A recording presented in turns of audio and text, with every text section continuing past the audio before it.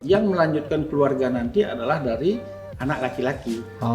Seorang anak sangat dibutuhkan karena dia akan nantinya menjadi jembatan bagi orang tua di saat meninggal untuk sebagai jembatan agar rohnya bisa mencapai nirwana. Dalam kepercayaan Bali begitu ya? Dalam tubuh wanita ya itu ada hormon corticotropin releasing hormon yang bisa mempengaruhi kualitas oosit ya atau sel telur. Saya dulu adalah termasuk pasangan infertil. Begitu. Oh, dokter sendiri? Iya, 4 tahun saya menikah belum juga kosong. Ya. Bahwa anak cowok, anak laki-laki itu menjadi penting di Bali.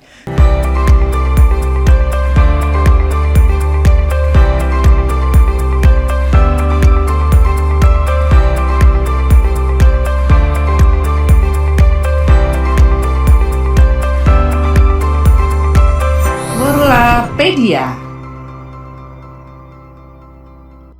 Oke, apa kabar Morulans? Kembali lagi bertemu dengan saya Ruli Johan aka RJ di Morulapedia Podcast by Morula.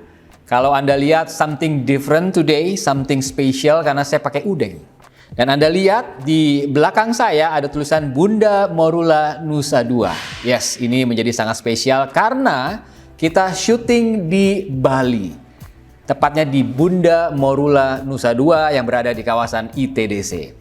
Kenapa ini menjadi spesial? Karena kita sudah mulai resmi beroperasi, dokter-dokternya sudah mulai berpraktek, sehingga Anda kalau ingin program IVF, bayi tabung, atau hanya ingin sekedar cek kesehatan kewanitaan Anda, reproduksi wanita Anda bisa datang ke sini sekaligus liburan di Bali. Tadi saya sudah bilang bersama dengan dokter-dokter yang ada di sini. Sudah siap semuanya melayani Anda. Dan juga di podcast Morulapedia pada episode kali ini yang judulnya Anak Dewa.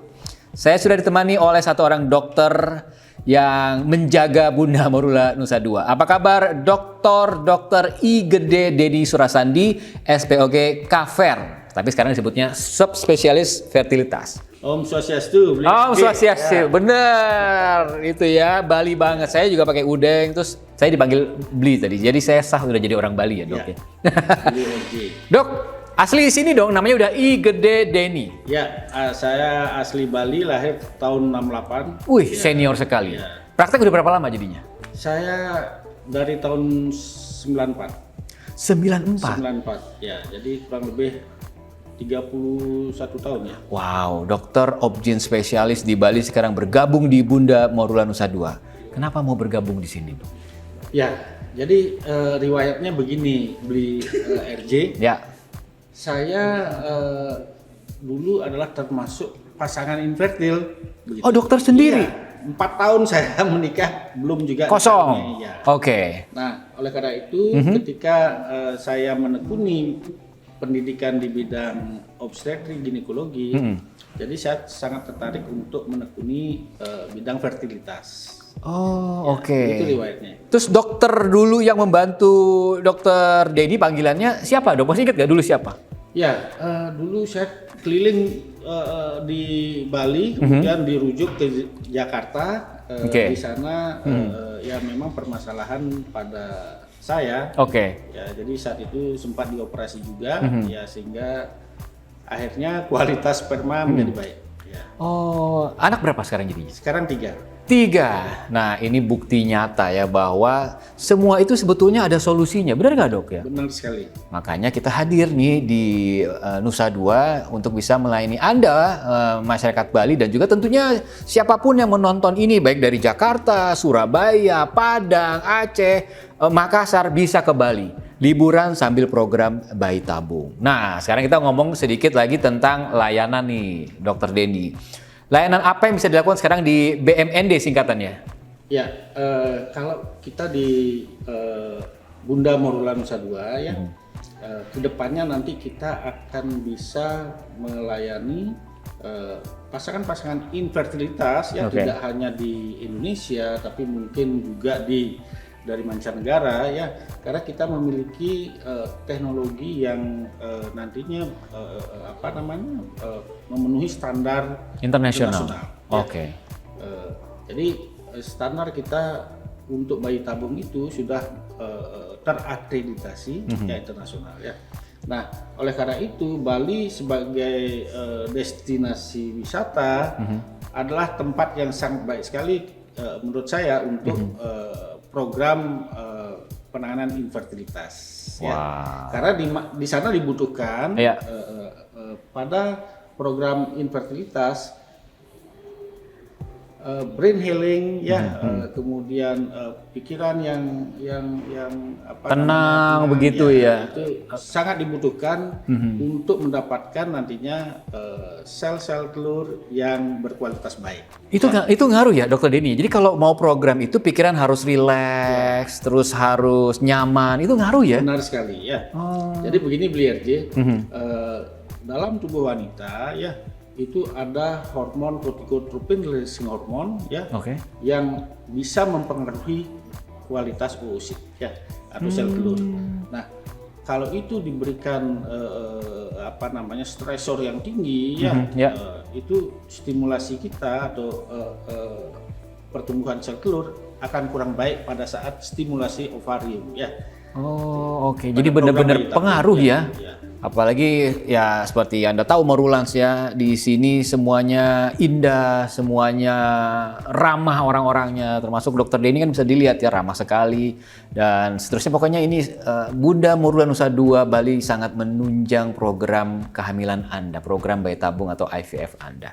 Kita akan lanjut lagi Dokter Denny untuk bahasan yang lebih menarik lagi. Ada apa sih kita akan kulitin nih ya di BMND ini layanannya. Terus ada tidak hanya fasilitas, dokternya ada dokter apa aja di sini begitu ya. Tapi kita akan kembali lagi setelah pesan-pesan berikut ini.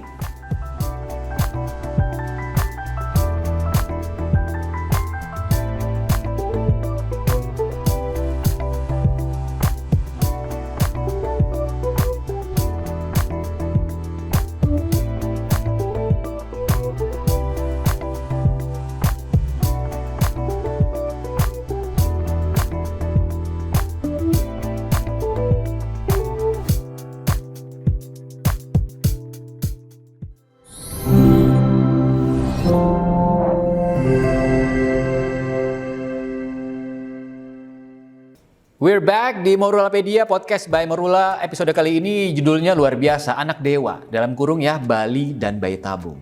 Biar jadi anak dewa alias sebetulnya ada tambahannya Morulas, anak dewata gitu ya. Jadi programnya dilakukan di Pulau Dewata, khususnya di sini nih di Bunda Morula Nusa Dua. Jadi saya bilangnya episode anak dewa. Saya masih bersama dengan Dokter Denny, dokter senior di Bali dan bergabung thank God ya di Morula Nusa Dua. Sekarang kita akan bahas tentang bagaimana sih cara untuk bisa mendapatkan anak dewa, alias anak yang sehat, anak yang pintar, anak yang cerdas. Nah, program apa dok yang ada di Bunda Morula Nusa Dua dan juga di Morula Indonesia tentunya ya, sehingga bisa menghasilkan nanti anak dewa?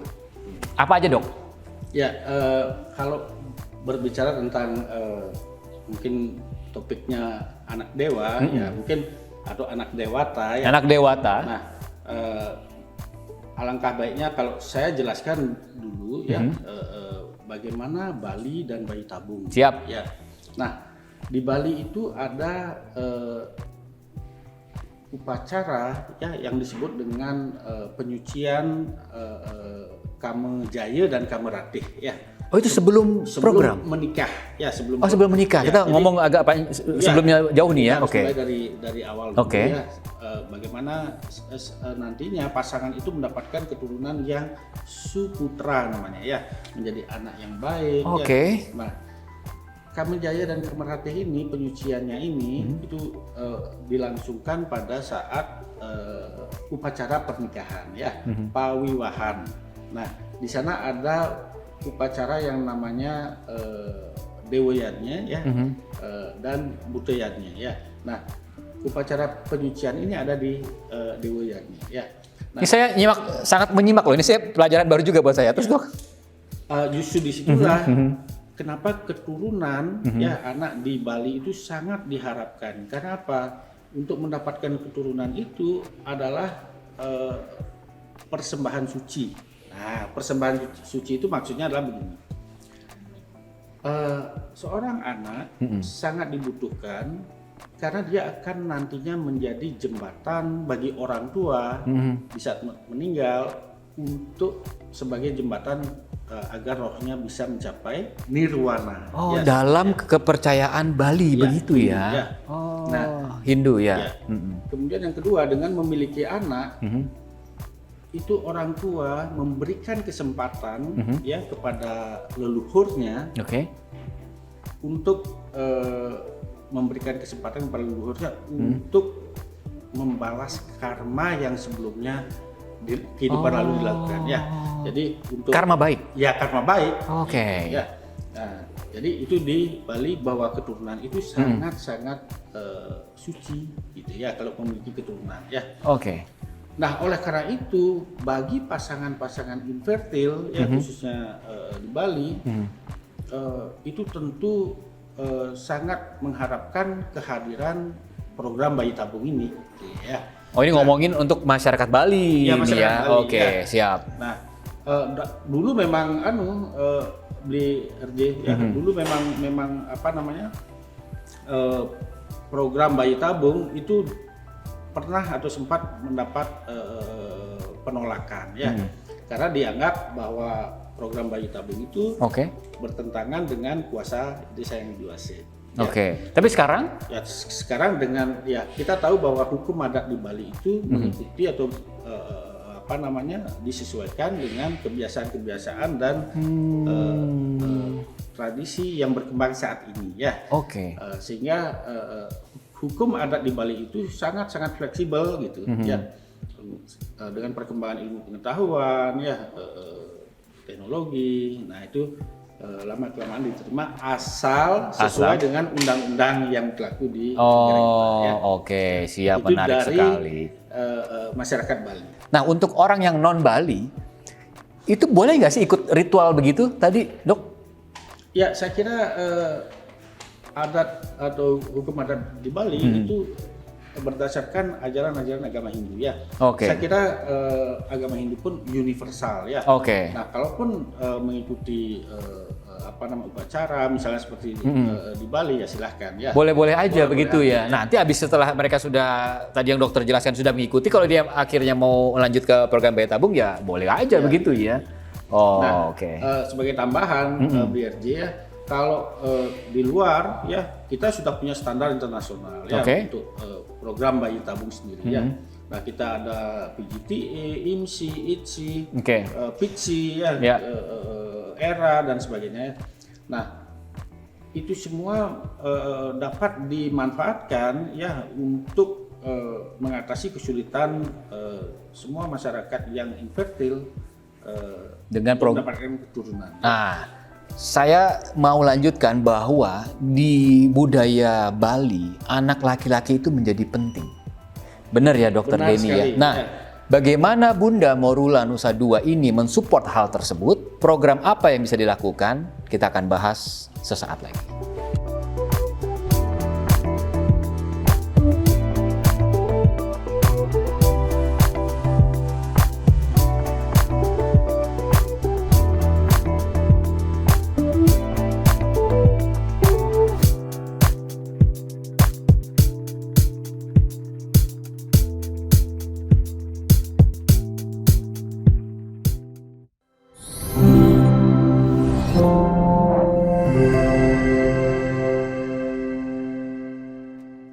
Kembali lagi di Morulapedia Podcast by Morula, dan saya spesial banget masih pakai udeng Bali, syutingnya juga di Bali, asli di Bali ya, kita di Bunda Morula Nusa Dua di kawasan ITDC. Saya masih bersama juga dengan dokter senior Bali, namanya Dokter I Gede Denny Surasandi.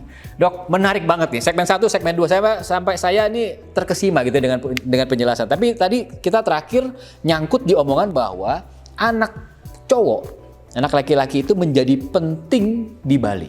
Saya anaknya 2 nih, cewek-cewek. Saya pingin anak 3 juga cowok, gitu ya.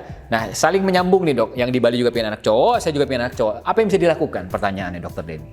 Ya, memang jenis kelamin anak ya ditentukan oleh pihak pria ya. Jadi kalau kita melihat ya pada analisa sperma, kalau kita perbesar ya spermatozoa yang ada dalam satu tetes itu ya ada jutaan spermatozoa ya. Betul. Nah, kalau kita pilah yang normal tuh 15 juta. Berapa, Dok? Berapa juta, Dok? Lebih dari 15 juta. Lebih dari 15 juta, ya. Nah, kalau kita pilah itu ada yang mengandung kromosom X dan ada Y. yang kromosom Y. Betul. Kalau yang X membuahi sel telur istri itu menghasilkan keturunan atau anak perempuan ya. Tapi kalau yang Y cowok. laki-laki ya. Oke. Nah, itu bisa kita pilih lewat prosedur PGTA namanya ya. Pre-implantation genetic testing. Oh, itu jawabannya, solusinya. Jelaskan sedikit, Dok. Ya. Kemudian di Bali, nah itu sangat-sangat diperlukan atau mungkin dibutuhkan bagi pasangan infertil yang tidak mempunyai keturunan atau apalagi yang ingin mencari anak laki, begitu ya. Karena sistem kekerabatan di Bali itu adalah patrilineal. Artinya yang melanjutkan keluarga nanti adalah dari anak laki-laki. Oh, gitu, ya. Kalau saya Padang garis ibu. Oh, garis ibu ya. Kalau di Bali garis ayah. Ya, betul. Itu nanti bisa melewati atau melakukan prosedur PGTA dalam program bayi tabung. Ya, karena dalam contekan saya di PGTA itu bisa dilakukan yang namanya gender detection. Ya. Sehingga sesuai kebutuhan. Ya. Begitu ya. Ya. Wow. Itu lama nggak sih, Dok, kalau melakukan program PGTA sehingga misalnya nih semeton kita istilahnya begitu ya, ingin mencoba program ini datang ke sini, apa yang harus disiapkan, lama atau nggak gitu, Dok? Ya, saya kira tidak lama karena apa? Dia termasuk dalam siklus IVF itu, siklus bayi tabung itu. Nah, nanti ketika dalam rangkaian IVF. Dalam rangkaian IVF ya. Jadi ketika didapatkan embrio ya setelah pembuahan in vitro itu kita lakukan biopsi, mikrobiopsi, kemudian kita cek untuk PGTA ya. Nah, embrionya kita bekukan. Oh, bekukan nanti untuk bisa ditransfer balik ke rahim mamnya begitu ya. Itulah PGTA. Nggak sakit ya, Dok ya? Oh, enggak. Ya. Oke. Sangat nyaman gitu ya. Program bayi tabung itu dibuat senyaman mungkin ya. Jadi semua prosedur ya memang dibutuhkan kenyamanan. Ya. Dan itu bisa dilakukan sama Dr. Denny. Jadi silakan yang mau mencari datang ke kawasan ITDC, kita ada Bunda Morula Nusa 2. Jangan cari saya hostnya. Cuman sebentar di sini pulang lagi ke Jakarta, gitu ya, Dok ya. Terima kasih. DRJ sudah datang ke Bali. Saya yang terima kasih kalau begitu. Kita nanti kapan-kapan bikin episode lain yang lebih seru lagi ya, Dr. Denny ya.